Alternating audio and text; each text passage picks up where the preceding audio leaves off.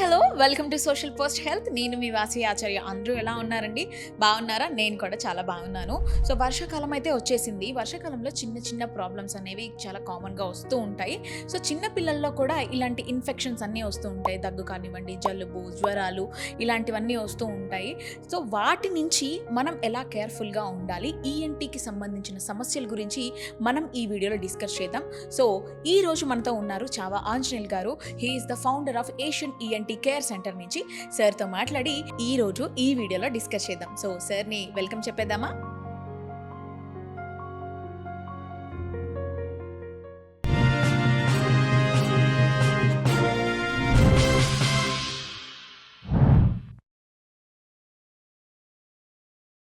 Hello sir. ఎలా ఉన్నారు నమస్తే. సార్? బాగున్నాను. సో, ఇప్పుడు సీజన్ అయితే మారింది. కొన్ని సార్లు ఏంటి అంటే సార్, సీజన్‌తో సంబంధం లేకుండా నోస్ బ్లాక్ అయిపోవడం గానివ్వండి, అదే పనిగా తరచూ హెడ్‌ఏక్స్ రానివ్వడం గానివ్వండి, స్నీజింగ్ ప్రాబ్లమ్ గానివ్వండి, ఇవి తరచూ ఎక్కువైపోతూ ఉంటాయి సార్. అంటే సమ్‌టైమ్స్ అది జస్ట్ నార్మల్ జలుబు, సీజనల్ ఇన్ఫెక్షన్స్ అలా అనుకోవచ్చా? లేకపోతే సైనస్ ప్రాబ్లమ్స్ ఏమన్నా అనుకోవచ్చా సార్? బేసిక్‌గా ఇప్పుడు సీజన్‌తో సంబంధం లేకుండా మనకొచ్చే ఈ తుమ్ములు అనుకోండి, ముక్కు ప్రాబ్లమ్ అనుకోండి, ముక్కు కారటం అనుకోండి, పెరీనియల్ ప్రాబ్లమ్ అంటాం. అంటే త్రూఔట్ ద ఇయర్ ఉంటే దాన్ని పెరీనియల్ త్రూఔట్ ద ఇయర్ ఉంటే. సీజన్స్‌తో పాటు వచ్చేదాన్ని సీజనల్ ప్రాబ్లమ్ అంటాం. ఇప్పుడు యూజువల్‌గా ఏందంటే ఈ అర్బన్ ఏరియాస్‌లో ఈ ముక్కుకు సంబంధించిన సమస్యలన్నీ త్రూఔట్ ద ఇయర్ ఉన్నాయండి. ఎక్కువ మందిలో.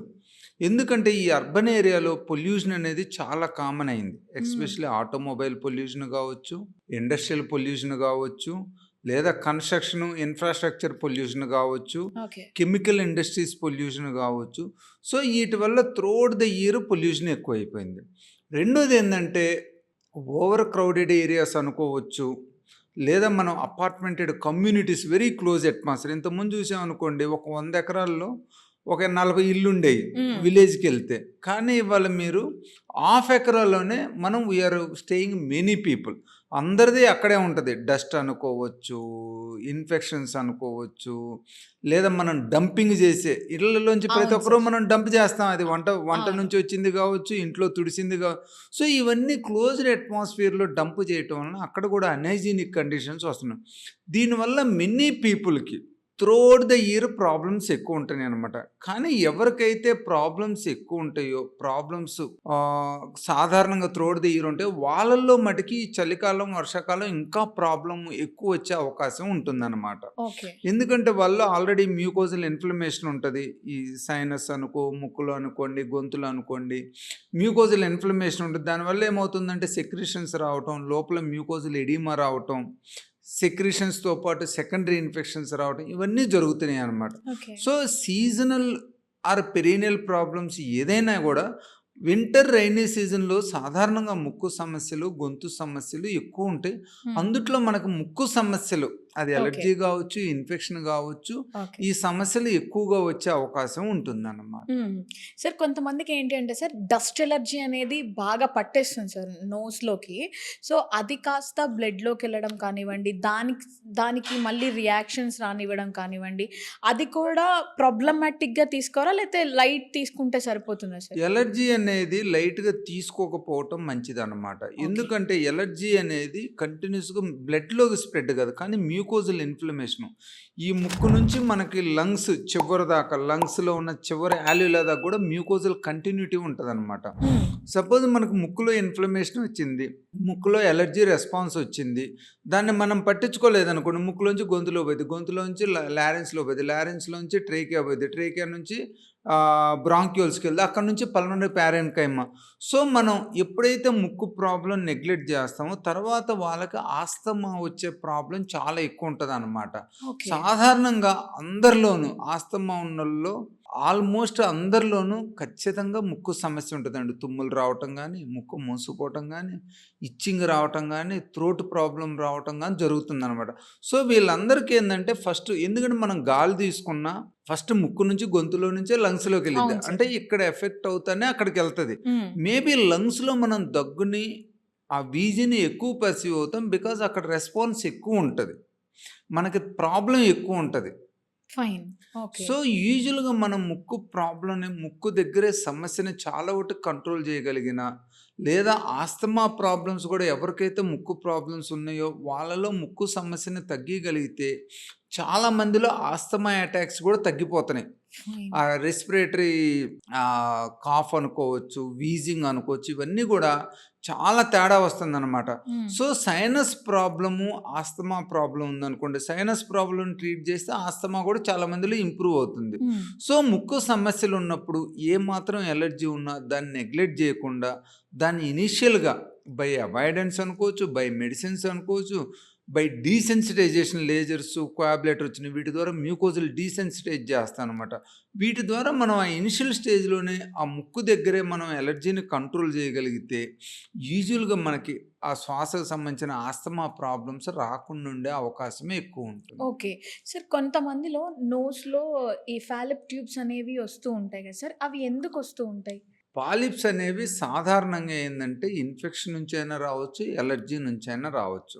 ఇన్ఫెక్షన్ నుంచి వచ్చే పాలిప్స్ సాధారణంగా ఒకవైపే ఉంటాయి. యాంట్రోకైనల్ పాలిప్స్ కావచ్చు, ఎదమాయిడ్ పాలిప్ కావచ్చు, స్పీనోకైనల్ పాలిప్ కావచ్చు. ఇవన్నీ ఇన్ఫెక్షన్ నుంచి వచ్చిన పాలిప్స్ సాధారణంగా ఒకవైపే ఉంటాయి. ఎందుకంటే ఇన్ఫెక్షన్ ఎక్కువ మందిలో 2 పక్కలు ఉండదు. ఒకవైపే ఉంటది. నాన్ రెస్పాన్స్ కూడా ఓ పక్క ఉంటది. హుహుహుహుహు. కానీ ఎలర్జీ నుంచి వచ్చే పాలిప్స్ 2 ముక్కుల్లో వస్తాయి. సాధారణంగా ఎదమాయిడ్‌లో పాలిప్స్ వస్తాయి. దాని తర్వాత మిగతా sinus, frontal sinus, maxillary sinus, sphenoid sinus కూడా ఇన్వాల్వ్ అయిద్దన్నమాట. ఓకే. సో, ఈ పాలిప్స్ అనేది ఉన్న ఏదైతే మ్యూకోజా ఉంటదో, ఆ మ్యూకోజల్ ఎడిమా నుంచి, ఆ మ్యూకోజల్ గ్లాండ్స్ బ్లాక్ కావటం వలన థిక్ సెక్రీషన్స్‌తో కావచ్చు, డస్ట్‌తో కావచ్చు, ఆ ఎడిమా ఇన్‌ఫ్లమేషన్‌తో బ్లాక్ కావటం వలన అక్కడ పాలిప్స్ ఫార్మ్ అయ్యి, అవి స్లోగా రిపీటెడ్‌గా ఇన్‌ఫ్లమేషన్, అది ఇన్ఫెక్షన్ కావచ్చు, ఎలర్జీ కావచ్చు. రిపీటెడ్ హుహుహు. ఇన్‌ఫ్లమేషన్ అప్పుడు అది స్లోగా గ్రో అవుతా ఎడిమా వస్తది. గ్రో అయిద్ది, ఎడిమా వస్తది, అందుకనే వాటిని నీటి కాయలు అంటాం. ట్రాన్స్‌పరెంట్‌గా ఉంటాయన్నమాట. మన తాటి ముంజల టైప్‌లో ముక్కులో పాలిప్స్ అన్నీ. ఓకే. సో, ఇవన్నీ రిపీటెడ్ ఇన్‌ఫ్లమేషన్ వలన మనకి ఈ ముక్కులో పాలిప్స్ రావటం జరుగుతుందన్నమాట. ఓకే. సార్ ఇప్పుడు చెవికి సంబంధించిన ప్రాబ్లమ్స్ ఏమైనా చూసుకుంటే, చెవిలో వాక్స్ అనేది ఏం లేదు సార్. కానీ చెవిలో ఏదో సౌండ్ వస్తున్నట్లు ఉంది అని చెప్పేసి ఇయర్ బడ్స్ వాడడం జరుగుతూ ఉంటుంది. లోపల ఆ ఇయర్ బడ్స్ పెట్టడం వల్ల అంతా డ్రై అయిపోయి బ్లడ్ ఈ ఫస్ అనేది ఏదైతే ఉందో అది ఫార్మ్ అవ్వి ఈ చెవు నుంచి హెడేక్ అనేది వస్తుంది సార్. అంటే వాక్స్ లేకపోయినా సరే అలా బ్లడ్ అనేది ఎందుకొస్తుంది? కేవలం ఇయర్ బడ్స్ పెట్టడం మూలనేనా? సాధారణంగా ఏందంటే మనకి చెవులో ఇచ్చింగ్ వస్తా ఉంటది. హ్మ్. కొంచెం దురద వస్తుంటది. మనం దాన్ని మర్చిపోయామనుకోండి యూజువల్‌గా ప్రాబ్లమ్ ఉండదు. చాలామంది ఏం చేస్తారంటే కొంచెం దురద ఉండంగానే దాంట్లో షార్ప్ ఆబ్జెక్ట్స్ అంటాం. పిన్నీసులు గానీ, కీ చైన్స్ గానీ, మన చేతిలో ఏదుంటే దాంతోటి యాహ్! అంటుంటాం. దాంతోటి అన్నప్పుడు ఏమవుతుందంటే అక్కడున్న స్కిన్ డ్యామేజ్ అయిపోయి ఎపిథీలియల్ సెల్స్ డ్యామేజ్ అవుతాయి. ఓకే. సాధారణంగా ఎప్పుడో ఓసారి చేసుకుంటుంటే పెద్ద ఇష్యూ గాదు. బట్ అది కూడా చేయకపోవటం మంచిది. కానీ కొంతమంది పొద్దున్న లేసిన కానీ సాయంత్రం పనుకునేదాకా గిల్లుతానే పెడుతూనే ఉంటారు. ఉంటారు. వాళ్ళు పెట్టిన కాంచి దురదొస్తది. మళ్ళీ పెడతారు. మళ్ళీ దురదొస్తది. దానివల్ల తెల్లటి పట్టొచ్చి స్కిన్ డ్యామేజ్ అయిపోయి అది కొంచెం గట్టిగా స్క్రాచ్ అయిందనుకోండి బ్లడ్ ఒస్తది. ఆబ్వియస్‌గా మనం స్కిన్ ఎట్టయితే గోకినప్పుడు గట్టిగా గోకామనుకోండి హ్మ్. స్కిన్ డ్యామేజ్ అయ్యి బ్లడ్ ఒస్తుంటది. అవును సార్. ఎస్పెషల్లీ దీనివల్ల ఏమవుతుందంటే అక్కడ ఎపిథీలియల్ సెల్స్ అన్నీ డ్యామేజ్ అయ్యి ఫైబ్రోస్ వచ్చి కంటిన్యూస్‌గా మనకి దురద ఉంటానే ఉంటది. ఈ పేషెంట్‌లు చాలా సఫర్ అవుతారనమాట. అటు దురదనే ఆపుకోలేరు. మనం ఏది చేసినా కూడా ఆ పెయిన్ దురద వస్తూనే పెరుగుతానే ఉంటది. అవును సార్. సో, ఇది చాలా డేంజర్ కండిషను. చాలా ప్రాబ్లమాటిక్ కండిషను. చాలా పెయిన్‌ఫుల్ ఇండైరెక్ట్‌గా ఏందంటే చాలా ఇబ్బంది పడతా ఉంటారు పేషెంట్‌లు. ఎందుకంటే వాళ్ళకి దురదొస్తా ఉంటది. మేమేమో క్లీన్ చేయొద్దంటాం. వాళ్ళేమో చేస్తూనే ఉంటారు. చెయ్యాలని ఉంటది. తప్పదనమాట. సో, ఇప్పుడు కొన్ని క్రీమ్‌లు, కొన్ని ఇచ్చింగ్, రెడ్యూసింగ్ ఏజెంట్స్ వచ్చినియి. దాని ద్వారా కొంచెం తగ్గీయగలుగుతున్నాం. హ్మ్. మెయిన్‌గా ఏందంటే చెవులో గుబిలనేది దానంతట అదే బయటకొస్తదనమాట. ఓకే. ఎవరికైతే రాదో వాళ్ళకి డాక్టరే క్లీన్ చేయాలి. మనం కాటన్ బడ్స్ పట్టడం వలన ఇంకా అది లోపలికెళ్తది. చాలా మంది కూడా సివియర్ పెయిన్‌తో వస్తారు. ఎందుకంటే గట్టిగా ఉన్న గుబిలి రాయిలా ఉంటది. అది పోయి చెవు గుబు మీద పడిందంటే కంటిన్యూయస్‌గా పెయిన్ ఉంటది. అవును సార్. చాలా చాలా సివియర్ పెయిన్ హెడేక్ గూడా ఉంటది. వస్తూ ఉంటుంది. అవును. దానివల్ల చెవులో మనం ఎప్పుడూ కాటన్ బడ్స్ అవి పెట్టకపోవటం మంచిది. దురదొచ్చినప్పుడు ఈ చేతిలో ఉన్న పిన్నీస్‌లు, పెన్ క్యాప్‌లు, కీ చైన్స్ కూడా పెట్టకపోవటం మంచిది. దానివల్ల అక్కడ స్కిన్ డ్యామేజ్ అవుతది. రిపీటెడ్‌గా పుళ్ళు పడతాయి. ఇంకా అదంతా ఒక ఫైబ్రోటిక్ కండిషన్ వచ్చేసి ఆటైటిస్ ఎక్స్టర్నా వస్తది. ఎస్పెషల్లీ షుగర్ పేషెంట్‌లు మేము చూసిన చాలా మందిలో అది డేంజరస్ స్కల్ బేస్ ఆస్టియోమైలైటిస్‌న ఆస్టియోమైలైటిస్ అయిన సిచ్యువేషన్స్ కూడా ఉన్నాయి. సో ఎవరైనా కూడా వీలైనంత మటుకి మీరు చెవులో ఏమి హార్డ్ ఆబ్జెక్ట్స్ పెట్టి తిప్పొద్దు. ఏదన్నా మీకు మరీ దురద ఎక్కువ ఉంటే కర్చీఫ్ లాంటిది పల్సటి క్లాత్ తీసుకొని జస్ట్ ఎట్ అనుకోండి, మళ్ళీ ఎమ్మటే. బట్ అది ఫైనల్ సిచ్యువేషన్లో మరీ దురద ఉంది ఇంకా ఆపుకోలేకపోతున్నాం అనుకుంటే ఒక మినిట్కి. బట్ డే బై డే మనం చెవులో పుల్లలు పెట్టి తిప్పటం కానీ, చెవులో ఏదైనా ఆబ్జెక్ట్ పెట్టి తిప్పటం కానీ అవాయిడ్ చేయటం మంచిది. అంటే సార్ ఈ చెవిలో వాటర్ పోయినందువల్లనే మనకి గుయ్యి అనే సౌండ్ రావడం గానీ, అసలక్కడ ఏం లేకపోయినా ఒక బబుల్ ఫార్మ్ అయింది అనే ఒక ఫీలింగ్ మనకొస్తూ ఉంటుంది సార్. అంటే కేవలం ఆ బడ్స్ పెట్టి అది ఫస్ట్ ఫార్మ్ అవ్వడం వల్లనే ఇలా వస్తుందా? ఇప్పుడు మీరు చెప్పిన రీజన్స్ అన్నీ కూడా అవుతాయా సార్? వీటన్నిటి నుంచి చెవులో పెయిన్, దురద వస్తుందండి. మన చెవులో లోపల ఏదో ఉన్నట్టు ఉంది ఆ! అనేది యూజువల్‌గా ఏందంటే చెవులో నెగెటివ్ ప్రెషర్ డెవలప్ అయినప్పుడు వస్తదనమాట. ఓకే. ఎస్పెషల్లీ మనం స్విమ్మింగ్ చేసిన తర్వాత గానీ, స్నానం ముక్కును గట్టి గట్టిగా పిండితే ఒక్కోసారి నెగెటివ్ ప్రెషర్ డెవలప్ అయ్యి చెవులో నొప్పొస్తుంటది. ఓకే. నోస్ నుంచి అక్కడికెళ్ళిపోతుంది. ఓకే. ప్రెషర్ డెవలప్ అయ్యి వస్తదనమాట. అలాంటప్పుడు మనం ఏం చేస్తామంటే చెవులో నీళ్లున్నాయని చెవులో కాటన్ అవును బడ్లు సార్. పెట్టి తిప్పుతాం. యాక్చువల్లీ రీజన్ వేరుగా ఉంటది. గుబిలున్నప్పుడు ఏమవుతుందంటే కొంతమందికి గుబిలుంటే స్విమ్మింగ్ చేసినప్పుడు చెవులు మూసిపోయినట్టుంటాయి. ఎందుకంటే గుబిలి ఆ! వెట్ అయిపోయి ఉబ్బిద్దనమాట. అది ఆహాహాహా! మిగతా కొంచెం పోర్షన్ కూడా బ్లాక్ చేస్తదనమాట. చాలామంది ఏందంటే స్విమ్మింగ్ చేసిన తర్వాత మా చెవులన్నీ మూసుకొని అని వస్తారు. ఓకే. చూస్తే వాళ్ళ చెవుల నిండా గుబిలుంటది. అది శుభ్రం చేయంగానే వాళ్ళకి నయం హ్మ్. అయిపోయిద్దనమాట. సో, గుబిలి ఒక రీజనే గానీ గుబిలి is not the always the reason అనమాట. హుహు.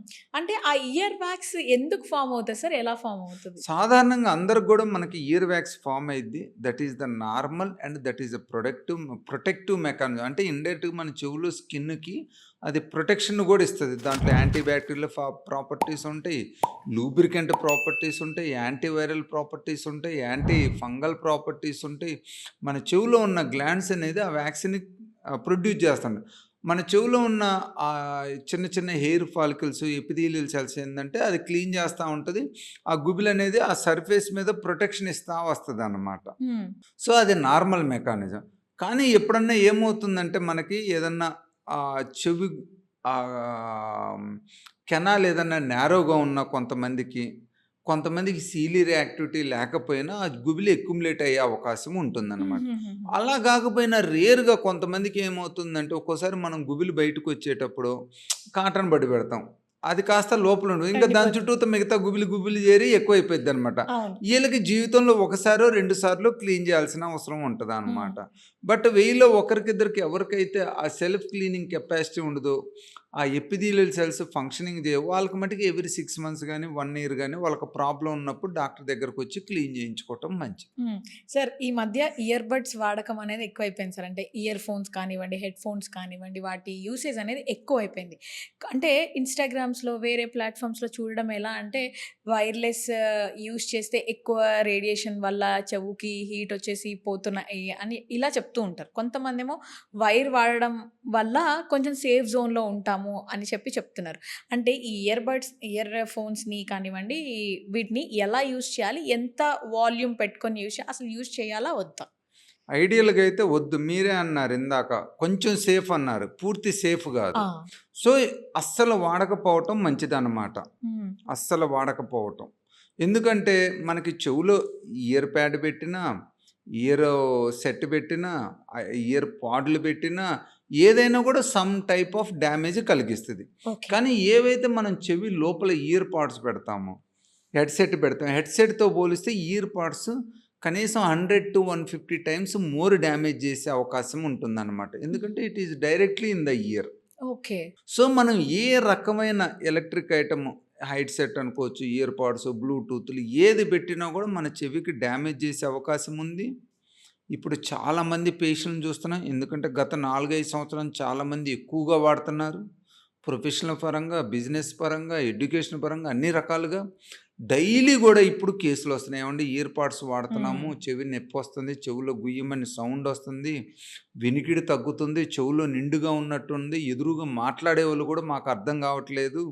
ఇయన్నీ ఏందంటే ఇయర్ పాడ్స్ అనేది వాళ్ళ లైఫ్ స్టైల్‌లో ఉన్న మనకి ఒక ఖతర్నాక్ ప్రాబ్లం. ఒకప్పుడు మనం చూసామనుకోండి స్మోకింగ్ అనేది లైఫ్ స్టైల్. కానీ అవును దానివల్ల సార్. హెల్త్ ప్రాబ్లమ్స్ అలానే ఇప్పుడు ఈ ఇయర్ పాడ్స్ నుంచి మన వినికిడి యంత్రాన్ని, బ్యాలెన్స్ వెస్టిబ్యులర్ సిస్టమ్‌ని డ్యామేజ్ చేసే అవకాశం ఉందన్నమాట. ఓకే. వీలైనంత వటికి మనం మాట్లాడకపోవటం మంచిది.